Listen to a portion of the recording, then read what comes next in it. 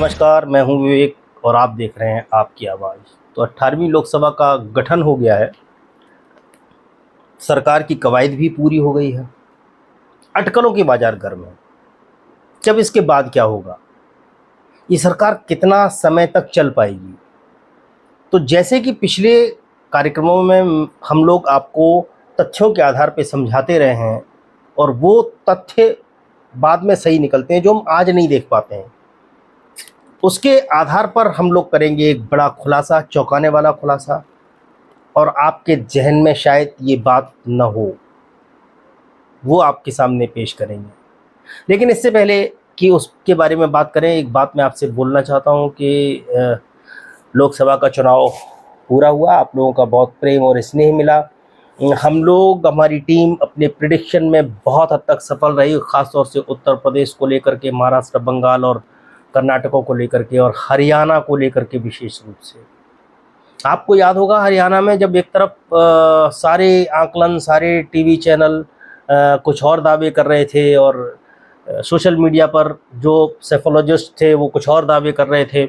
एक तरफ जहां एनडीए को वन साइडेड दिखाया जा रहा था कि 8-9 सीट एनडीए जीतेगा, दूसरी तरफ कहा जा रहा था नहीं, एनडीए इस बार एंटी इनकम्बेंसी में बिल्कुल साफ हो गया है और 1-2 सीट मुश्किल से मिल सकती है, बाद बाकी सारा का सारा हरियाणा कांग्रेस जीत जाएगी या इंडिया गठबंधन जीत जाएगा। लेकिन उस समय भी हम लोग कह रहे थे कि लोग मुगालते में हैं, ऐसा नहीं होने जा रहा है, मामला 50-50 है, और वही हुआ। हमारे जैसे और भी बहुत सारे लोग होंगे, शायद वो आपके सामने ना हो, लेकिन कुछ एक लोग ऐसे निकल के आ रहे हैं, उनके भी प्रेडिक्शंस बहुत लगभग नज़दीक हैं। तो आप ये समझिए कि निस्वार्थ जो करता है वो कहीं ना कहीं बहुत नज़दीक पहुंच जाता है। लेकिन जो बड़े बड़े नाम हैं, वो एक तो उनके अंदर डर होता है कि वो गलत ना हो जाए, सही ना हो जाए, इस वजह से बहुत सारे प्लस माइनस के एरर्स वो लगाते रहते हैं।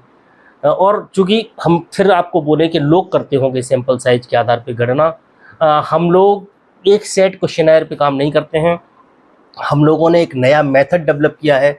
सेफोलॉजी एक साइंस है, एक विज्ञान है। हम ये कहते हैं कि हम मनोविज्ञान के आधार पर काम करते हैं, हम रुख समझने का प्रयास करते हैं, हवा समझने का प्रयास करते हैं। और मैं फिर कहता हूँ कि अब कॉन्फिडेंस हम लोगों का बढ़ने लगा है कि एक एक सीट का प्रेडिक्शन हम लोग करने में कामयाब हो सकते हैं और हो रहे हैं, ख़ासतौर से उत्तर प्रदेश को लेकर के। जैसे बागपत पे बहुत सारी चर्चा थी, हम लोगों ने कहा राजकुमार सांगवान वहाँ चुनाव जीतेंगे। सबसे बड़ी चीज़ नगीना को लेकर के, जहाँ लोग आकलन नहीं कर रहे थे चंद्रशेखर रावण को कहीं लड़ाई में आंकने के लिए, वो तीसरे नंबर या दूसरे नंबर की लड़ाई बता रहे थे। लेकिन हम लोगों ने तब भी कहा कि वहाँ चंद्रशेखर रावण के पक्ष में दलितों के साथ साथ पूरा मुस्लिम समुदाय, आप वीडियो पड़ा है, आप देख सकते हैं। तो इतनी बात दोबारा से फिर इसलिए कर रहे हैं कि आपसे यही गुजारिश कि ये काम हम लोग कर रहे हैं पिछले 10 सालों से।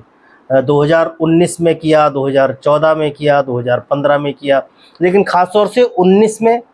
और चूँकि पुलवामा अटैक था, उसके बाद स्थिति क्या बनी, इतनी एंटी इनकम्बेंसी के बाद, तब लोग कह रहे थे कि हाँ कुछ फ़र्क पड़ेगा, सीटें घटेंगी, सरकार भले ही बीजेपी, लेकिन हम लोग कह रहे थे लैंडस्लाइड विक्ट्री की तरफ बीजेपी बढ़ रही है 2019 के चुनाव में। और बहुत सारे लोगों की प्रेडिक्शन ऐसे होंगे, तब में हम लोग ऐसा दावा नहीं, हमारे पास कुछ ऐसा सबूत नहीं है कि हम लोगों ने क्या कहा था, लेकिन दिल जानता है कि हम लोग उस समय सही थे। 2022 के चुनाव में उत्तर प्रदेश में हर चरण में, हर 10 दिन के बाद चढ़ते उतरते चुनाव का हम लोगों ने विश्लेषण किया और बहुत सटीक साबित हुए। वो 2019 के चुनाव के बाद जब हरियाणा का विधानसभा चुनाव आया हम लोगों का प्रेडिक्शन तब भी बहुत सही था। फिर लगा कि वीडियो बनाना चाहिए, और जो एक रिकॉर्ड में भी आया और आप लोगों के सामने भी आया। इस बार आप लोगों ने किया, आपका बहुत प्यार मिला, आप लोगों ने हाथों हाथ लिया सब कुछ। और मुझे नहीं लगता कि इतनी जल्दी जो हम लोग पहुँचे हैं जिस मुकाम पे कि आप लोग कम से कम 800-900 लगभग होने जा रहे हैं, 900 लोगों की इतनी तादाद इकट्ठी हो जाएगी, जबकि हम लोगों ने कोई इस पर बहुत प्रयास भी नहीं किया। हम लोगों ने न तो व्हाट्सएप ग्रुप्स में इसको भेजा, ना हम लोगों ने लोगों से रिक्वेस्ट किया कि इसको करें, ना कोई और शॉर्टकट। बहुत लोगों ने कहा बहुत सारे शॉर्टकट नहीं अपनाने हैं, लेकिन आप लोगों से फिर कहते हैं कि कार्यक्रम को अगर आपको लगता है कि हम लोगों को जारी रखना चाहिए तो इसने ही जारी रखिए। आप वीडियो को क्लिक करके छोड़ देंगे तो फिर शायद मेरे ख्याल में बहुत मुश्किल होगा। बहुत इंपॉर्टेंट चीज़ें होती हैं अंदर। हो सकता है हमारी साउंड क्वालिटी ख़राब हो, हमारी वीडियो क्वालिटी, ऑडियो क्वालिटी ख़राब हो, क्योंकि हमारे पास कोई संसाधन नहीं है, सीमित संसाधन में काम कर रहे हैं हम लोग, और किसी से हम लोग किसी तरह की कोई सहायता नहीं ले रहे हैं।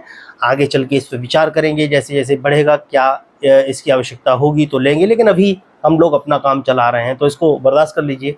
अच्छे बुरे ऑडियो और वीडियो सिस्टम को। अब सबसे बड़ा प्रश्न ये उठता है क्या हम इसको जारी रखें। तो आपका अगर प्रेम बना रहेगा, आपका स्नेह बना रहेगा, कुछ अच्छे वीडियो जो 5-5 हज़ार 6-6 हज़ार लोगों ने देखे, जबकि हमारा तो सब्सक्राइब बेस भी इतना नहीं है, तो वो देखे, और कुछ कुछ वीडियो ऐसे हैं जो 50-60 लोगों ने भी नहीं देखे, थोड़ा मन टूटता है। आप दिल रखने के लिए, अगर आपको लगता है कुछ चीज़ें हम लोग अच्छी लाते हैं सामने, तो कुछ बुरी चीज़ें भी देख लिया करेंगे, तो दिल रहेगा, मन बना रहेगा, और फिर उत्साह रहेगा, तो हम लोग इस तरह का प्रोग्राम करते रहेंगे। तो अभी सरकार को लेकर के, नई नवगठित सरकार को लेकर के खुलासा हम लोग करने जा रहे हैं बहुत बड़ा, कि आगे आने वाली स्थिति में होगा क्या। और शायद सुनने के बाद आपको लगेगा कि यार ये तो हमको भी अंदाज़ा था, लेकिन शायद अभी आपको अंदाज़ा ना हो। तो फिर वही हरियाणा वाली बात मैं कर रहा हूँ कि वीडियोस को आप जितना आगे सर्कुलेट करेंगे, और वो कैसे होगा कि आप इसको देख के छोड़ मत दीजिए, लाइक ज़रूर करिए इसको, और इसको शेयर करिए। और सबसे बड़ी चीज़ एक ये है कि आप लोग कुछ लिखते नहीं हैं, बुरा लिखे लगे बेशक आप लिखिए इसमें कि आपका ये ठीक नहीं लगा, एनालिसिस आपका ठीक नहीं था, या आपने झूठ बोला, या जो भी कमी लगे वो भी लिखिए, और अच्छा लगे, कम से कम थम्स अप ही आप पोस्ट कर सकते हैं कमेंट में। कमेंट करिए, शेयर करिए इसको, और लाइक ज़रूर करिए। आपके लाइक शेयर कमेंट से क्या होगा, ये स्प्रेड होगा, ज़्यादातर लोगों तक जाएगा, हमारी भी रीच बढ़ेगी, हम लोगों को भी अच्छा लगेगा, और हम लोग दुगनी मेहनत से काम करेंगे। शायद एक नई विधा स्थापित करने का हम लोग प्रयास कर रहे हैं, और इसका मेथड भी हम लोग सामने लाएंगे। हम लोग, मैं फिर आपसे बोलूं कि ये सेफोलॉजी साइंस को हम लोग बिल्कुल यूज़ नहीं कर रहे हैं। जो सेफोलॉजिस्ट करते हैं, जो उनका एक बना बनाया सिस्टम है डेटा कलेक्शन का और उसका उस एनालिसिस का, हम लोग उसका प्रयोग नहीं कर रहे हैं, हम लोग दावा नहीं करते हैं, लेकिन एक नए मेथड पे हम लोग काम कर रहे हैं जो बड़ा उत्साहित कर रहा है। खासतौर से 2022 का चुनाव हो, या ये 2024 का, 2022 यूपी का चुनाव हो, या ये लोकसभा का चुनाव हो, इसको लेकर के हम लोग बहुत नज़दीक हैं। तो निवेदन ये है कि अंत तक देखिए, बहुत सारी चीज़ें आपको मिलेंगी। अब आते हैं उस मूल मुद्दे पे, इसी रिक्वेस्ट के साथ, कि बार बार बोल रहा हूँ, मुझे ख़राब लग रहा है, लेकिन आप ध्यान रखिए कि इसको आप लोग आगे बढ़ाएंगे तो हम जारी रखेंगे, नहीं तो फिर मजबूरी में मन टूटेगा, दिल टूटेगा। तो फिजूल कोई काम क्यों करना, जब आपको पसंद ही नहीं आए तो फिर हम क्यों ही बनाएं। अब आते हैं नए सरकार के गठन पे। बहुत लोगों का आकलन ये है कि अभी बार्गेनिंग का दौर चल रहा है, और सरकार में तमाम तरह की बार्गेनिंग को लेकर के हो सकता है लोग नाराज़ हो जाएं। अटकलें चलती रहीं, बहुत सारे जो राजनीतिक विश्लेषक हैं वो इस पे विश्लेषण देते रहे, लेकिन चूंकि हम लोग विद्यार्थी हैं, हम लोग एक एक चैप्टर को पढ़ रहे हैं, एक एक चीज़ को हम लोग पढ़ने का प्रयास कर रहे हैं। तब आपसे कहें कि वो बार्गेनिंग वाला दौर तो अब ख़त्म हो गया, जो कुछ होना था सेटल हो चुका है, गवर्नमेंट सेटल हो चुकी है। यहाँ पर प्रधानमंत्री नरेंद्र मोदी बनने जा रहे हैं तीसरी बार। वो शपथ लेने के बाद मंत्रिमंडल का विस्तार करेंगे, उनकी सरकार बनेगी। अब अटकलों का दूसरा दौर शुरू होगा, ये कि सरकार चलेगी कितने दिन। तब मैं आपसे ये कहना चाहता हूँ कि याद रखिए कि इसमें 2-3 चीज़ें बहुत महत्वपूर्ण हैं। एक तो ये कि स्पीकर के पद को लेकर के बड़ा झगड़ा रहा टीडीपी के अंदर और भारतीय जनता पार्टी के अंदर। अंदर खाने बाहर ये सब दिखाया गया, बहुत नॉर्मल है, बहुत बड़ी कसमकस चली। टीडीपी स्पीकर का पद छोड़ने को राजी नहीं थी, और देने वाले नहीं थे प्रधानमंत्री जी किसी भी कीमत पर, और गृह मंत्री के मुद्दे पे भी पेच फंसा हुआ है। गृह मंत्री की मांग है, अब गृह मंत्री अगर दे दिया तो छोटे साहब क्या करेंगे? छोटे साहब को और तो कुछ जचता नहीं है कि वो किसी के नीचे काम करें। मतलब कायदे में तो उनको प्रधानमंत्री के नीचे भी नहीं जचता कि वो काम करें, तो कभी कभी उनको ही सलाह दे डालते हैं। तो अब यहाँ वो कन्फ्लिक्ट है गृह मंत्रालय को लेकर के। लोकसभा वाला सुनते हैं सेटल हो गया, और बीजेपी ने दिया नहीं। इसके पीछे की मंशा समझिए कि इतनी मारामारी के बाद बीजेपी ने स्पीकर का पद नहीं दिया। हो सकता है वो गृह मंत्री का पद दे दें, देंगे वो भी नहीं, क्योंकि 2 चाबियां इनके पास हैं जिससे सारी सत्ता के भविष्य के ताले खुलने वाले हैं। तो आप समझिए, स्पीकर होगा भारतीय जनता पार्टी का, गृह मंत्री होंगे छोटे साहब, उसके बाद जो होगा, अब आपको भी शायद कुछ कुछ अंदाजा होने लगा हो। भारतीय जनता पार्टी अल्पमत की सरकार नहीं चलाएंगे नरेंद्र मोदी और अमित शाह।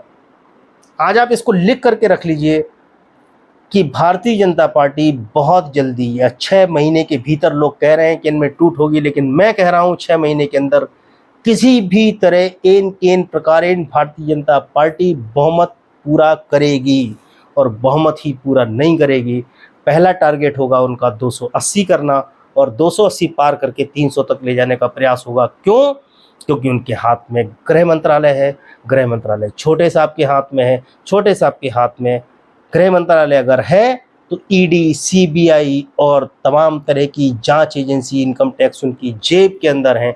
जब चाहेंगे फरमान जारी करेंगे, लोगों को झुकना पड़ेगा। इस दौर में वफादारी की उम्मीद आप नहीं कर सकते हैं जब आप देखिए कि इस एक तरफ कहाँ से लोग छोड़ छोड़ के जा रहे हैं।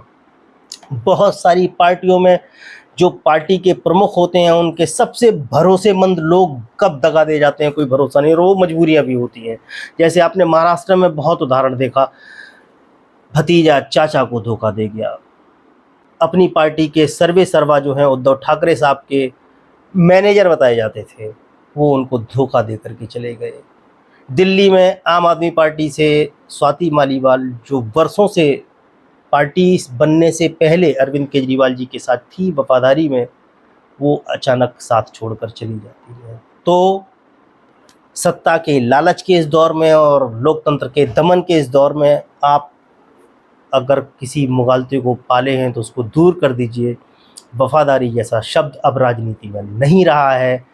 अंत में फिर इसको याद करिए, मैं कह रहा हूं कि भारतीय जनता पार्टी स्पीकर का पद बचाने में कामयाब हुई।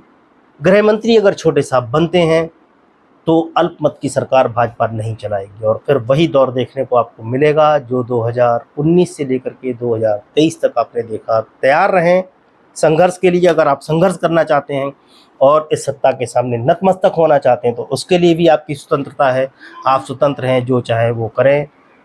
आज के लिए इतना ही, फिर मिलेंगे अगले कार्यक्रम में, तब तक के लिए मुझे दीजिए आज्ञा। नमस्कार।